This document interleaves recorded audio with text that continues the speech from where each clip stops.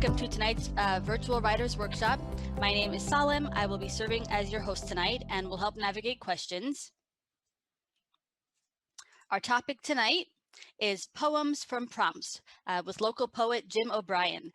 Before I introduce Jim, I do want to give a few updates about the library. So we expanded our hours and services in March and are offering meeting and study rooms. So for more information, be sure to check out our website, champaign.org. If you don't feel comfortable coming into the library just yet, that's okay.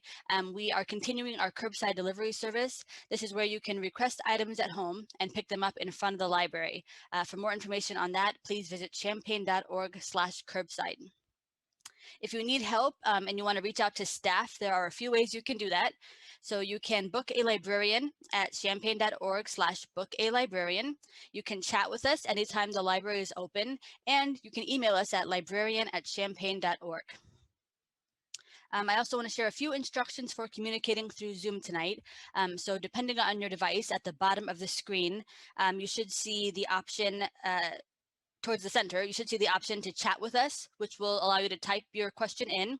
Next to that is the raise hand option. This is if you want to use your microphone, so raise your hand and I can unmute you. Jim will be answering questions throughout his presentation, so feel free to pop a question in the chat or raise your hand. I also want to share some information about a community and campus collaboration. It's presented by Krannert Art Museum, and it's called Pandemics as a Portal to Change. It is a public call for creativity, including writing, visual arts, original music, and video.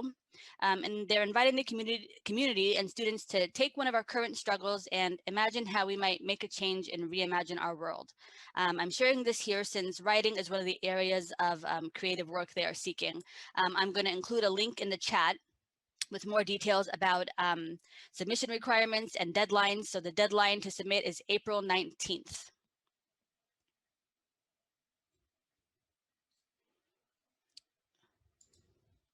All right, with that said, I'd like to now introduce our presenter. So Jim is a local poet and founder of the CU Poetry Group that helps writers connect and collaborate with one another. Tonight, he's here to share some tips to help you enhance your poem. Jim, thank you so much for being here. I'm going to turn it over to you now. Thank you for having me. I will share my screen and we'll see some slides.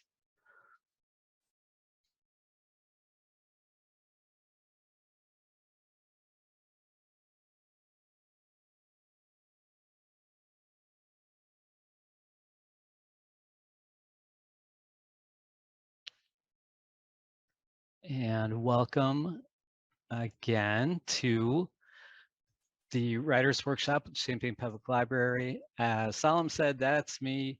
We're going to look at poems for prompts, writing prompt sources and samples.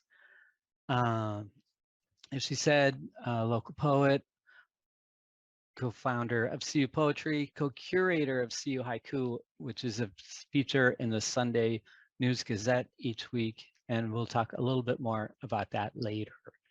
And then I also do, or used to do, Poems on Tap, where I'd sit with a typewriter and engage people and write a poem for them on demand, which is like a series of immediate prompts because it's a new person, new poem each time. So let's dive in. As many of you know, April is National Poetry Writing Month, or National Poetry Month here in the United States.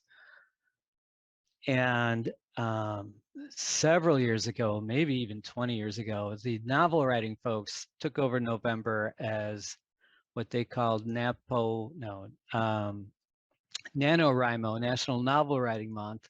And so a parallel organization sprung up, National Poetry Writing Month, the NaPoWriMo, and they have a nice website that has a prompt each day. And for example, today's prompt at www.napowrimo.net is go to a book you love, find a short line that strikes you, make that line the title of your poem, write a poem inspired by the line, and then after you're finished, change the line completely. I would add this also works for music. I find a lot of my poems spring from songs that I've heard that I like and love. So if you're interested in that, take note of NaPoWriMo.net. So why prompts? As I said, April's National Poetry Writing Month. 30 poems in 30 days seems overwhelming, maybe a challenge anyway. So, but it can be done. Last year, being fresh in the work from home and unknown future, I opted to go with a haiku each day for the month of April because that seemed to be all my attention span could handle. Not that haiku takes less attention than a longer poem, but it just worked for me. So why prompts? Inspiration is a fickle muse. So if you just take a notebook or a laptop out somewhere, even in your own desk or writing area, and say, I'm going to write something, you may not end up actually doing that. You may end up surfing the net, or if people still say that, but checking social media and all of that.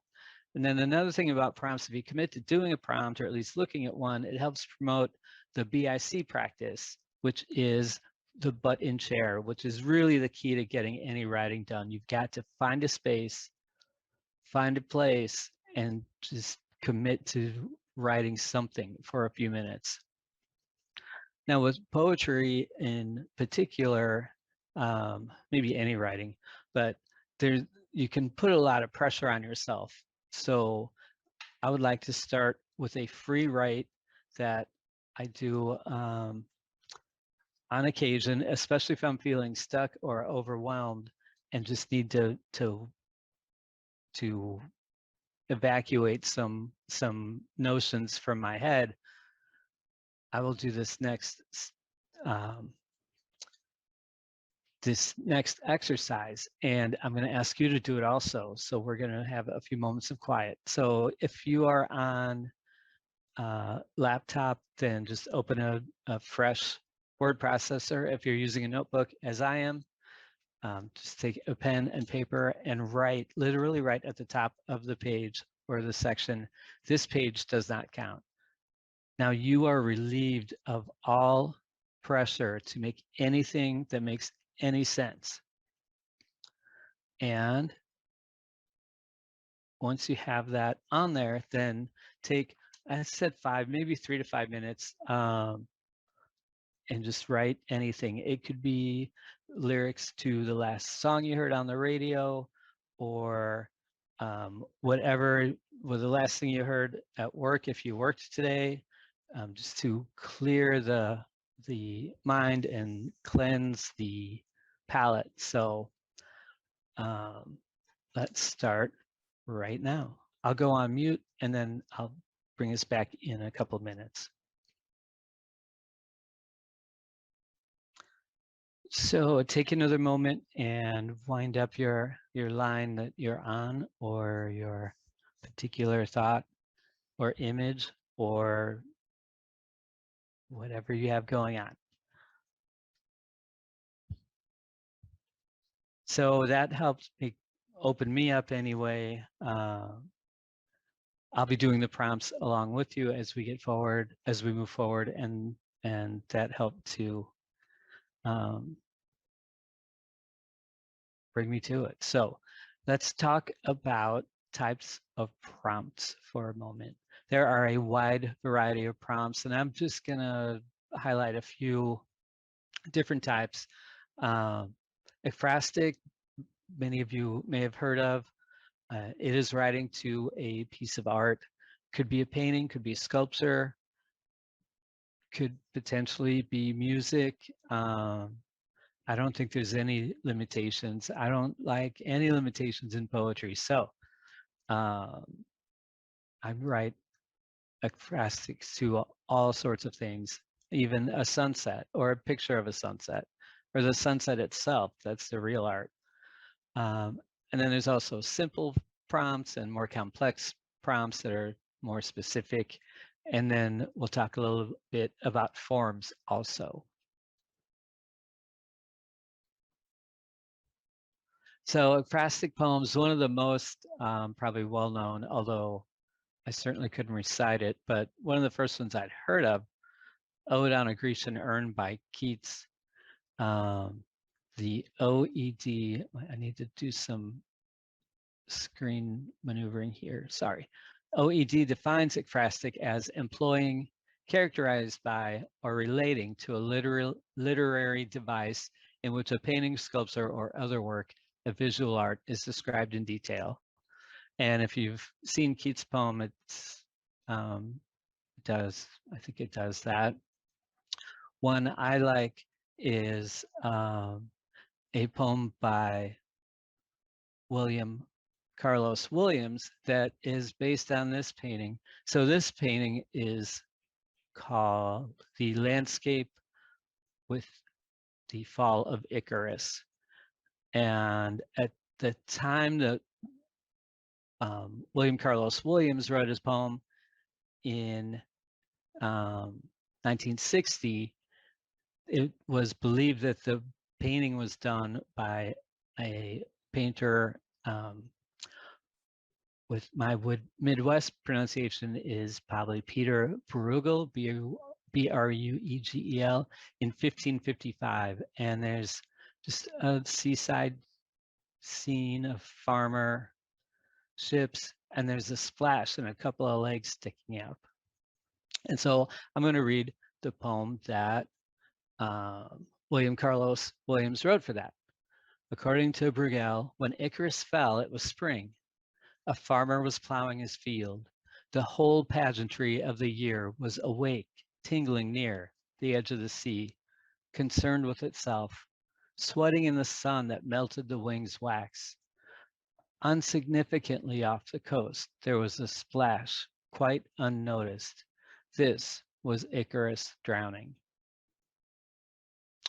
which I think is a beautiful poem, and I love that it takes just one aspect of the painting. It touches on the whole painting, but he's really focusing just on that splash. As I said, this was written in 1960. Unfortunately, in 1996, investigators determined that the painting is actually a good early copy of a lost original. So we don't know who really painted that painting that that Williams saw and wrote the poem to, but it most likely was not Bruegel. So doesn't matter, doesn't change the poem, although I guess be careful with some specifics unless you can verify them. Also, speaking of the ekphrastics, as Salam noted, that project with Cranert, it's the same project, I think.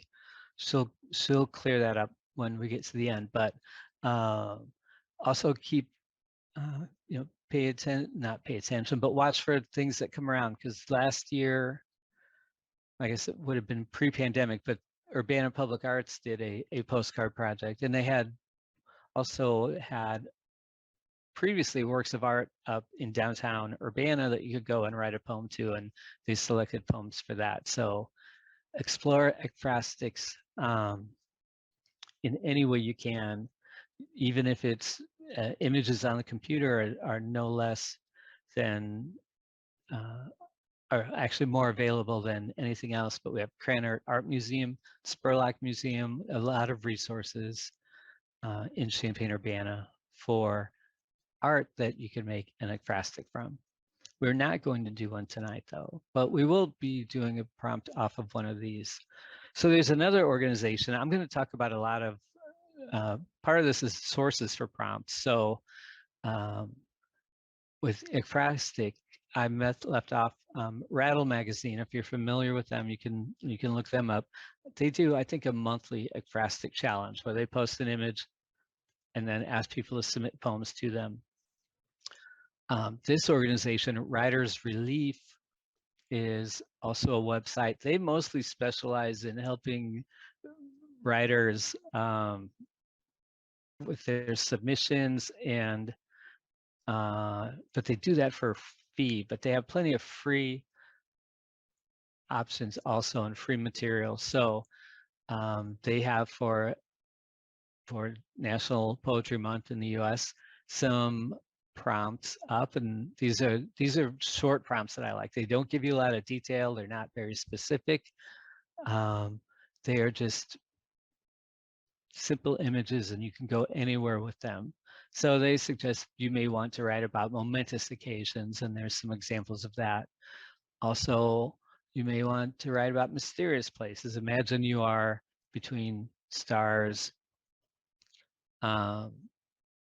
particles, dreams, flames in a fireplace, the blue jay in the tree, anywhere that seems mysterious to you, what it would be like to be a bird.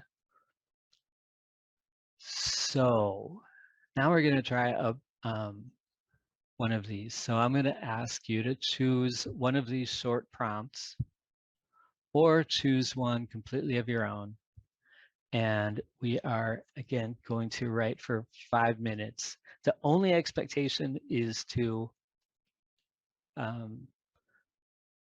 that you have to stop writing at the end of 5 minutes, but pick an image, an occasion, a place, and we're going to start. Before we start, I guess I should ask, are there any questions?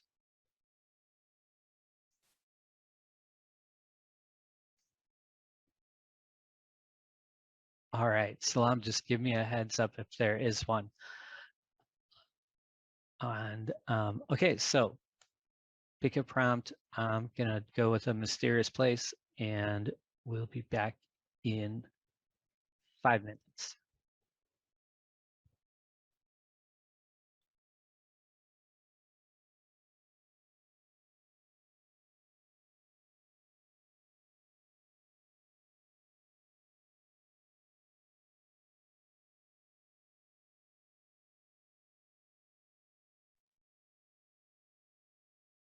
Okay, try to wrap that up when you can. And again, these are just drafts we are drawing. Drafts we are writing. I broke one of my own rules for drafts that I should have said, and that is it's a draft, so just go with everything. But I couldn't resist scratching a bit out and redoing it. So not supposed to be editing while we're drafting, but nobody's perfect. So as I said, my mysterious place was a nest of mourning doves, and my draft of it is last year they tried on a board running the length of our neighbor's fence. The nest went up quickly but came down even faster. They, this dedicated mating pair, did not know they had built on a squirrel run. The bushy tails ousted them. I worry about what lies beneath the foundations of my life, what perils are as yet unknown. But today I hear the mourning doves in a new location. Safer, maybe. Soothing, definitely. So that's something I can probably work with later down the road. It's that time of year when all the birds are out making themselves known. So there we go.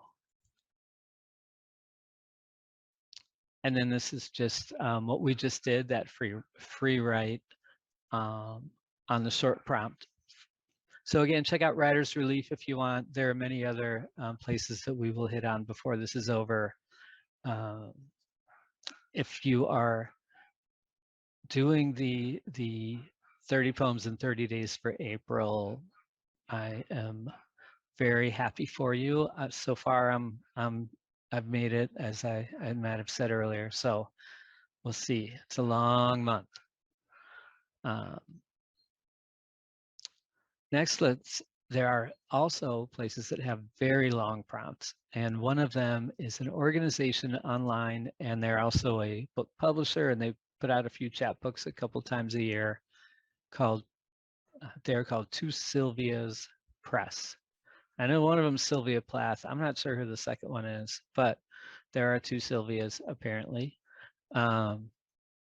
So a couple times a year, usually in April, I think they have one going right now. And then again in November, December, they'll do one. So for about $15, they will send you or give you access to a new prompt every day. And each prompt has a big, colorful, artful photo, or not photo, but drawing with it. And then the text that is generally a long prompt. And this is a sample from last year. And I wrote them, asked if I could use it for this workshop. And they said, absolutely. So this poem, each prompt that they do, the daily prompt has a theme, and the theme for this day was Back to the Future poetry style. Write a poem that takes place at a future date. You can jump ahead. You guys can read that faster than I can read it to you. And I've subscribed to a couple of these the last few years, the 30-day stints, and they just don't work for me because for the most part, they're fun to read, but I'm not sure I've ever written a poem that related to it. I've picked pieces and parts from them, but if long specific prompts like that appeal to you, by all means, check out Two Sylvia's Press and look for their poem challenge. They have a bunch of books and chapbooks that you can purchase from their that they have edited and put out and published. So, and they're both really nice people. Kelly is one, and I forget the other one's name. Maybe it's Sylvia, but I think it's Renee. And then another one, Writer's Digest, which is a magazine for writers. I've subscribed in the past. Their magazine is a lot of writing tips, but it's split among fiction, creative nonfiction, and poetry. And poetry, it seems to get the short shrift on that in the magazine. But their website and Robert Lee Brewer, their poetry editor, they have a lot more space and time for that. So they do an April Poem a Day challenge, and I think he does one in November also. And he'll put out a daily prompt with and then he'll write a poem to the prompt and put it up on the site. And then they will invite you to write to that prompt. And they used to allow you to post them in the comment section. They might have moved that to a Facebook group or somewhere else, but I know people can still post them if they want. And then they actually, I don't have it with me, but at the end of the period, they will have other poets, published poets, pick out a poem from each day, and then they tend to put those together in a book. So you can get some recognition there. Also, this one I think is from the 6th or 5th, might have been 2 days ago, or a pre-run day because they start ahead of April, so people can warm up too. But so this is right off of their website from the April Poem a Day Challenge by Robert Brewer. For this prompt, he said, write a universal poem. Poem could be universal truth, universal experience, film from universal, anything you want. And that's really typical of their prompts. He'll have some kind of image, but it will be wide open with a lot of options like that. And these tend to work better for me. So for his universal poem, he wrote this short poem called Meteoroid. I orbit the sun, sensing the great void between the planets and other bodies orbiting the sun, silently burning. And that's very concise, but it almost has the power of a haiku with that last line. So that's something to check out. they do get into a lot of forms, a lot of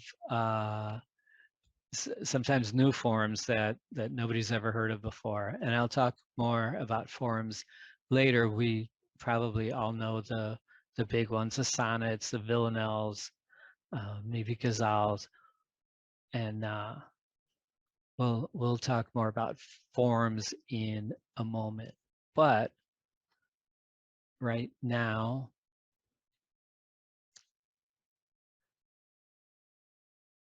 let's do another prompt. So for this one, I put 7, but we'll probably only run about 4 or 5 minutes because we have more stuff to talk about. So for this one, find an animal whose species starts with the same letter as your first name. And then start a poem that either compares you with that animal or contrasts you with that animal, or is about that animal without you in it, or about you without the animal in it. It's anywhere you want to go with that. For example, if your name is Wendell, and I don't know if we have any Wendells here today, but you would be looking at like woolly mammoth, worm, wildcat, wombat, anything you want. Me being a Jim, I'm gonna be wrapped into jaguar, jumping frog, I don't know. So again, maybe 4 or 5 minutes.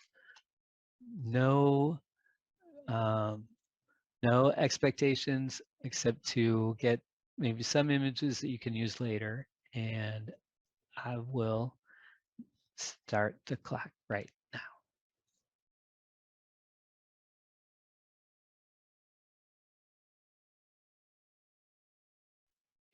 Okay, take a moment to finish up your draft.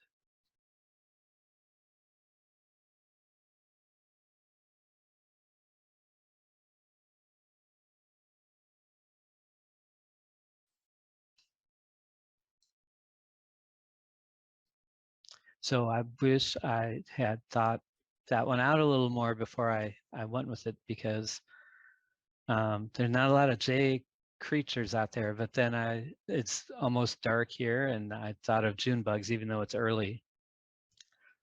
So my starter is, or my draft, my sister and I were terrified. A bucket of rainwater at our grandmother's house was teeming with these oversized monsters, still wiggling their pincers ever so slowly in the water, and others who had fallen in exhaustion under the porch light, beckoning us from another time. And then there was the one that got stuck in my sister's white sweater, desperately clawing for either freedom or her soul. So who knows where that'll go, but it's fun, kind of, in a terrifying way. Not afraid of June bugs anymore, so there you go.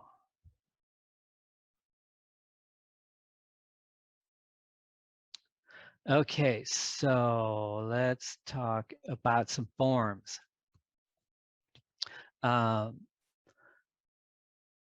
We talk about forms, and it's easy to think of them like concrete.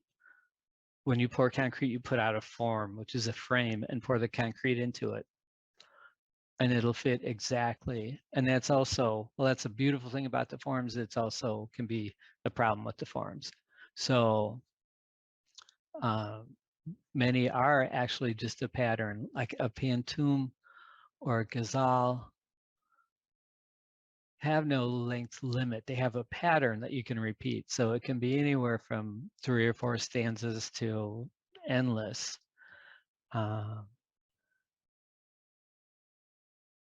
Then others, there are fixed forms like the sonnet, which has to be 14 lines. The limerick is 5 lines. Haiku, English American haiku, I guess, typically 3 lines, but with that 575. Now we run a haiku column in the News Gazette, and we're very flexible with that. But there are traditionalists who will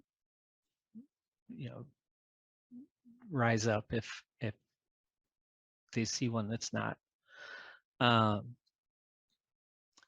But also form is content. So if you're not writing in a recognized form, make up your own rhyme scheme. Look at Robert Frost poems. A lot of his will have a rhyming scheme that is not one that's recognized as a traditional form. He's made it up for that particular poem, and that's a beautiful thing. And if you don't want to rhyme at the end, put rhymes in the middle. There's a lot to do that. But also consider the context of the poem. So if I'm writing a poem that is about, say, my wife and I and my daughter in some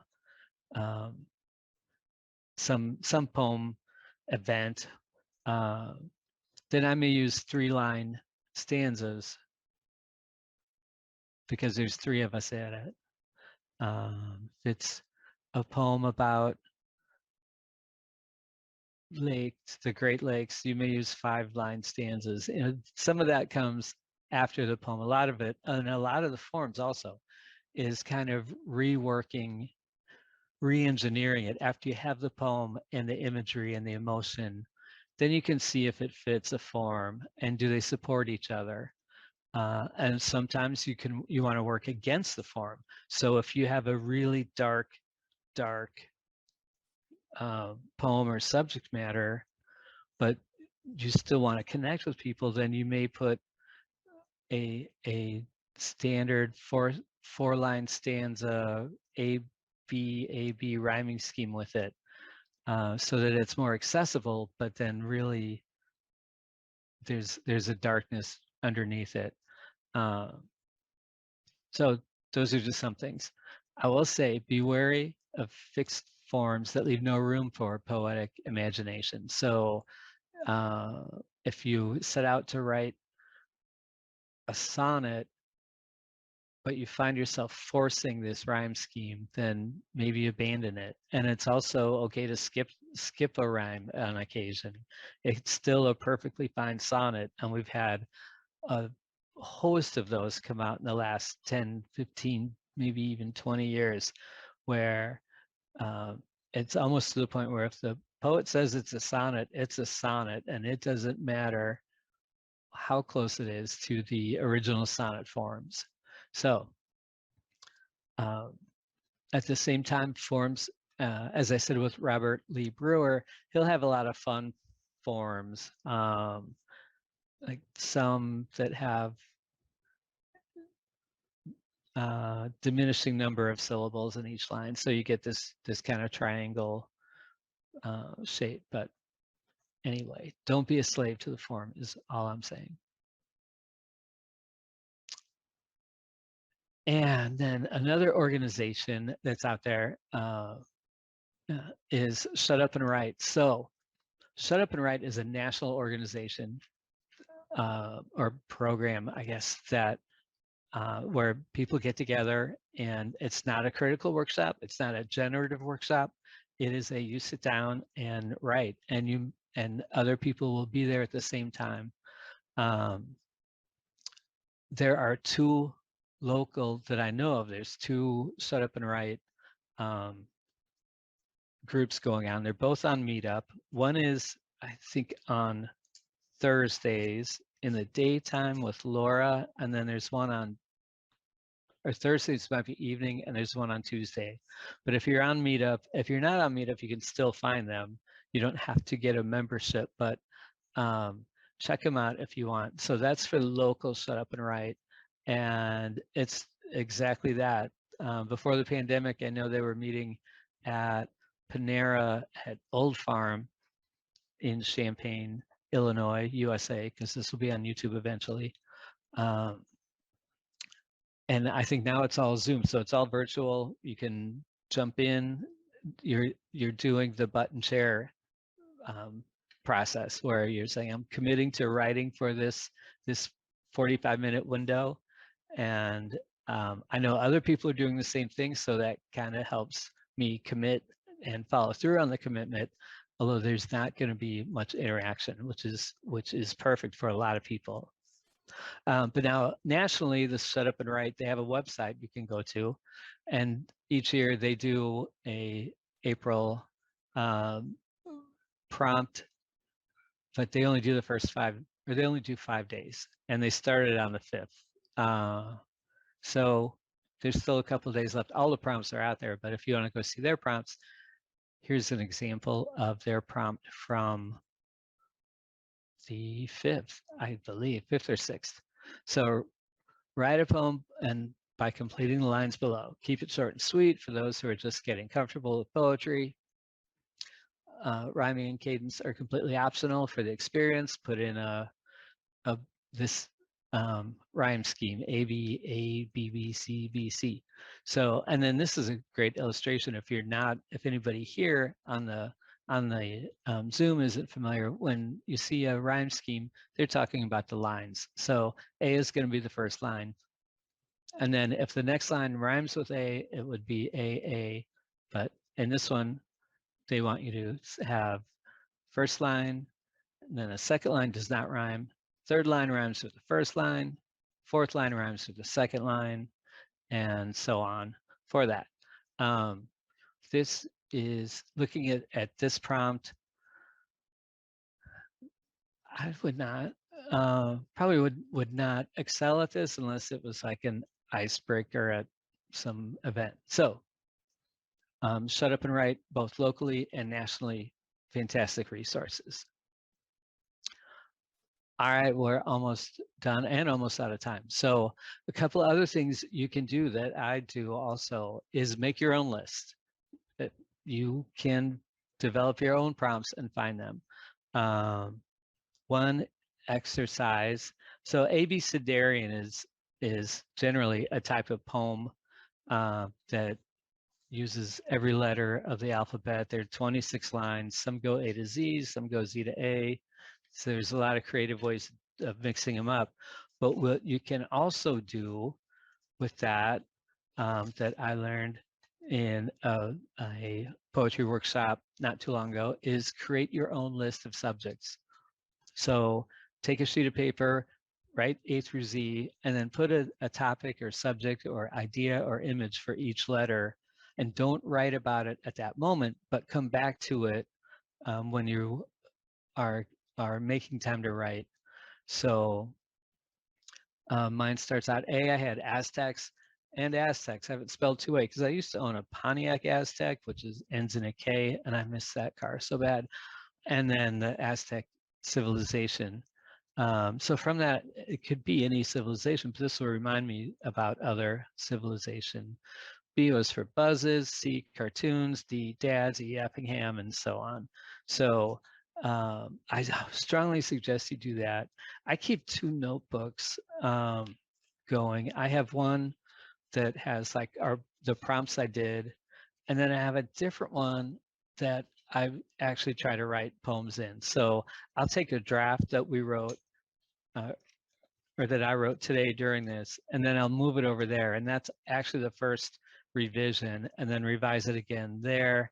And if it's something I'm really going to try to keep and work with, then the third revision comes when I type it into the computer, and then I revise it again there. So anyway, that works for me, but do what works best for you. So I like one notebook for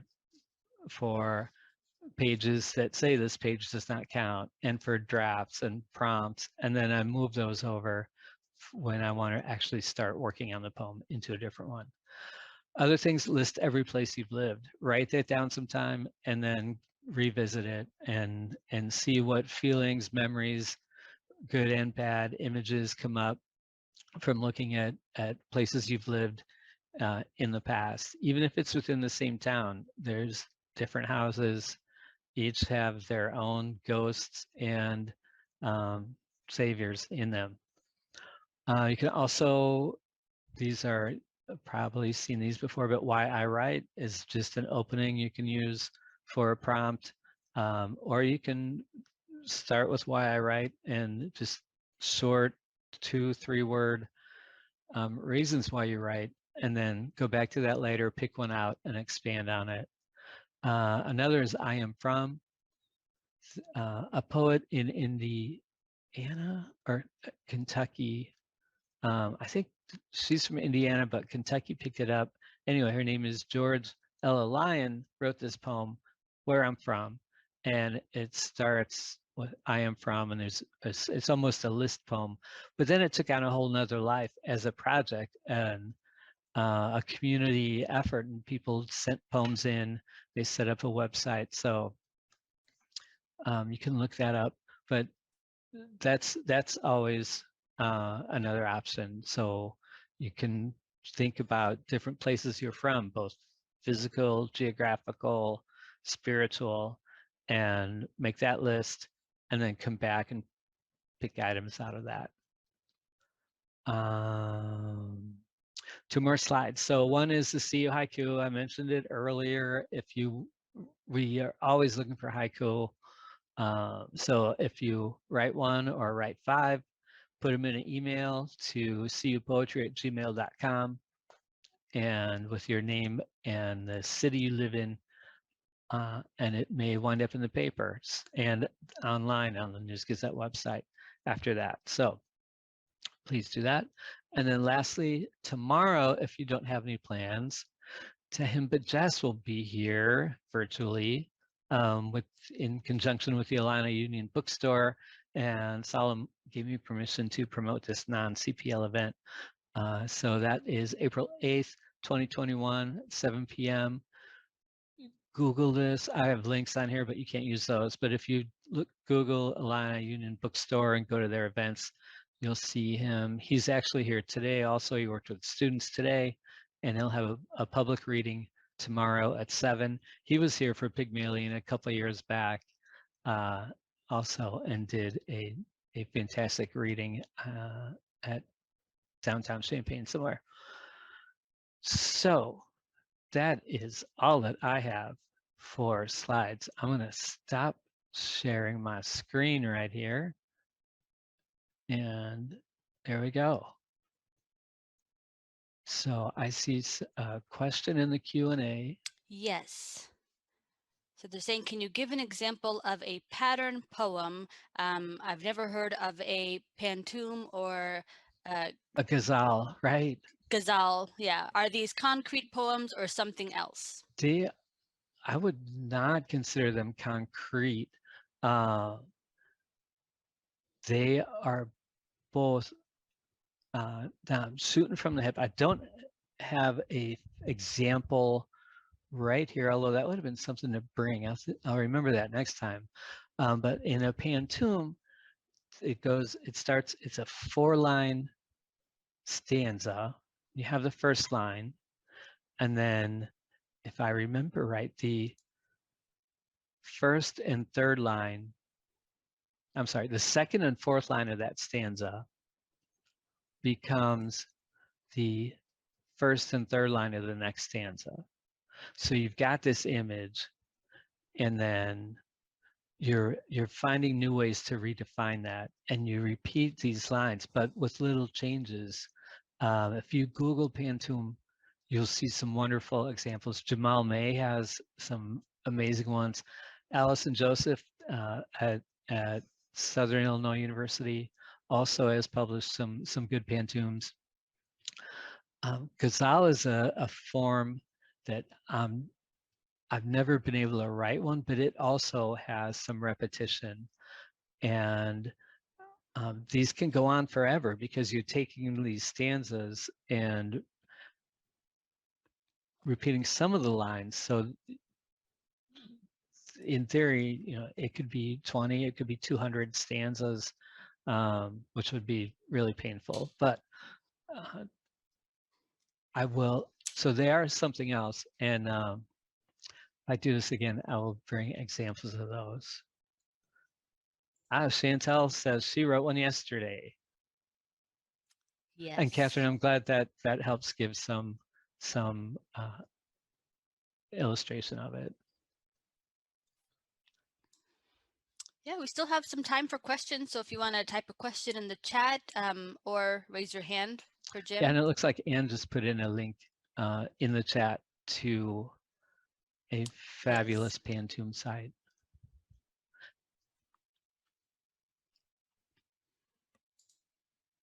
Anne Hart also a local poet from CU Poetry Group. And I think Cielo Jones is in here too. So you have all three haiku curators online right now, which is a fun fact.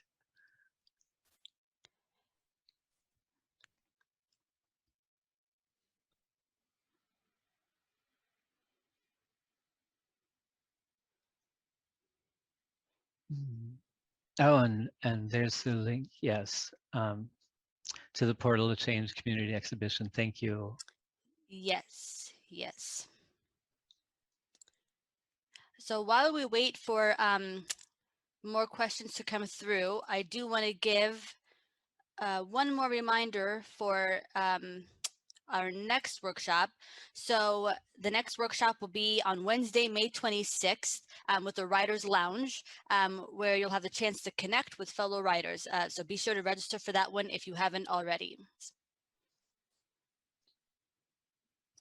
And please do tell all of your friends about the amazing opportunities that Solemn and the Champaign Library have put together over the last couple of years. They have done fiction writing contests, which included workshops leading up to that, and now poetry events. So it's a wonderful resource, and the changes and adaptations they've taken on over the past year have been a really statement to their commitment to the community, and I appreciate that. Thank you, Jim. You're welcome. And Lisa says a Patty, would that be pronounced die? I don't know, is doing free prompts this month. Sign up for our newsletter. So copy that out and Google it if you'd like after. Prompts, there's a lot of sources for prompts. I touched on a few, but since we only had an hour, there are tons. Reddit, which people my age don't always understand, has a lot of prompts also. And I signed up for them. I'm getting them in email, but it seems more fiction oriented, but that's okay.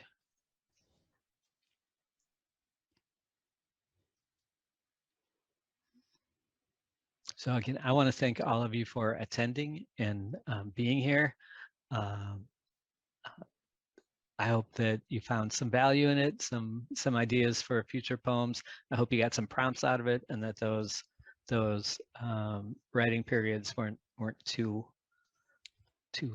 pressure packed. Thank you so much, Jim. Thank you. That was wonderful. All right. Well, thank you everyone for coming. We will see everyone at the next workshop.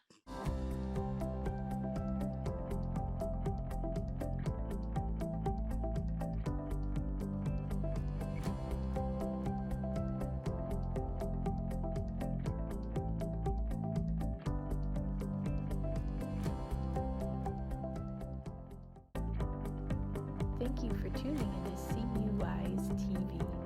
We hope you enjoyed the show. This video can be accessed anytime on youtube.com. In the YouTube search bar, type in UPTV6 and look for their microphone logo. We hope you will join us again next week for more local, engaging content designed specifically for Champaign County older adults. Take care and stay safe.